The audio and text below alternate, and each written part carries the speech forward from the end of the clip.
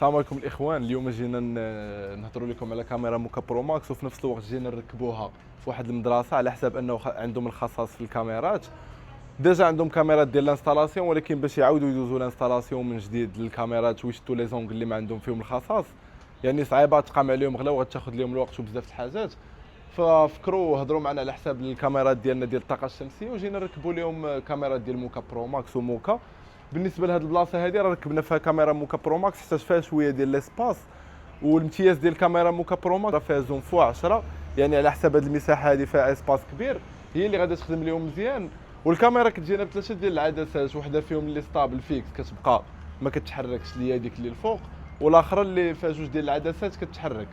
بالنسبه للكاميرا اللي فيها جوج ديال العدسات كتحرك، راه فيها متتبع ديال الحركه، وبفضل هذا المتتبع ديال الحركه راه كتبقى ديتيكتي لنا اي واحد داز من حدا الكاميرا، وكتبقى تابعه الوقت كامل ما كتطلقوش من عينيها.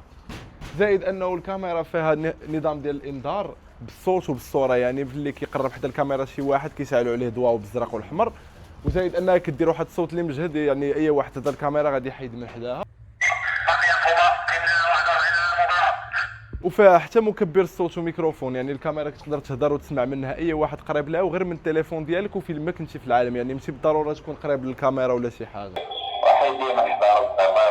كما قلنا لكم بالنسبه لهاد الكاميرا هذه فراه ما محتاجه لا الانستالاسيون ديال الضو لا حتى شي حاجه، كتجي غير كتحفر في الحيط كتركبها، وكتركب مع لي بانو سولير ديالها اللي كيجيونا مع جوج ديال لي بانو من الشركه، باش كتضمن انه الكاميرا كتشارجا لك دغيا وفي اقل وقت، وكتبقى خدامه معاك الليل كامل بلا ما تطفي. زائد انه الكاميرا ما محتاجه لا الويفي لا حتى شي حاجه، كتخدم غير بلا كارت سيم، وكتدعم حتى الدو جي، يعني حتى الا كان عندك الريزو ضعيف ولا شي حاجه الكاميرا كتخدم لك مزيان بلا حتى شي مشكل. المهم دابا كما كتشوفوا معنا الاخوان، الكاميرا هي راه ركبناها، دابا كنجمعوا ما بين الالواح ديال الطاقه الشمسيه والكاميرا، ومن بعد غادي نوريكم كيفاش الكاميرا شنو لي زونغ اللي شاده لينا والجوده ديال التصوير.